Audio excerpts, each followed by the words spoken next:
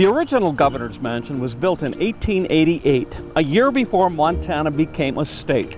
It was a house of its time if you were rich. People are liking to show off their wealth, and one way was, the houses that they built. Anthony Schrillo shows us through the mansion that was home to 9 Montana governors. But before that, it was a private home. Original owner, William Chessman, probably the picture of opulence. William Chessman was a cobbler from Massachusetts who made his way to the California gold fields and became an experienced miner.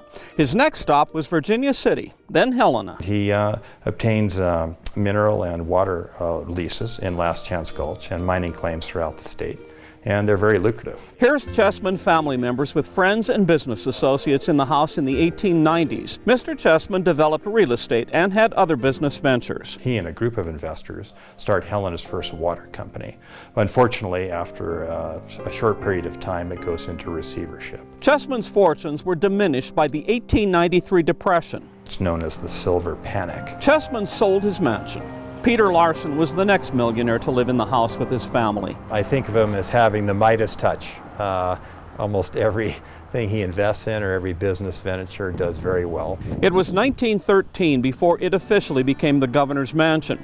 It remained so until Governor Hugo Aronson moved to the new governor's residence in 1959. The first governor who occupied the house was Sam Stewart, Montana's 6th governor. He didn't have a residence here. All the previous governors used their homes as the official state residence, so he needs a place to live. Governor Stewart brought his wife Stella and 3 daughters, Emily, Marjorie, and Leah, to live here.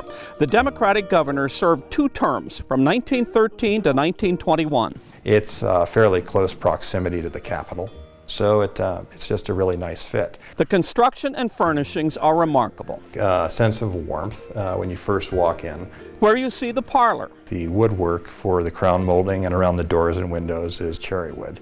Fireplace and mantel, some beautiful tiles. There's the parquet floor. A wonderful example of the craftsmanship. The dining room is fancy, but this was a house with kids. The Stewart sisters weren't supposed to chew gum at dinner. They used the lion's mouth as a parking space. Head upstairs, you'll find the bedrooms. Okay, this room was used as a master bedroom by Governor and Mrs. Stewart. See the ribbon in support of the women's suffrage movement.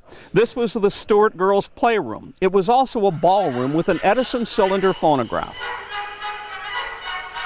The carriage house is a smaller version of the mansion.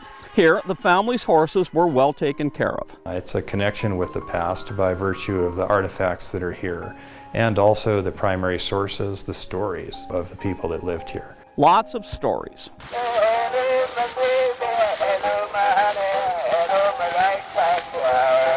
This is Broadway composer Joseph E. Howard's Baby Grand Piano.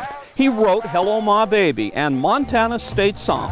Heavyweight prizefighter Jack Dempsey was a guest in the house. Dempsey fought Tommy Gibbons in Shelby in 1923. There's even a Halloween story. Here's a photo shoot of Mr. Chessman's daughter Susan and her black cat. Years later, kids who lived here said they would see a mysterious black cat brushing against their legs. They would bend down to pet the cat, and the cat would disappear. Was it the spirit of Susan Chessman's black cat? Who knows?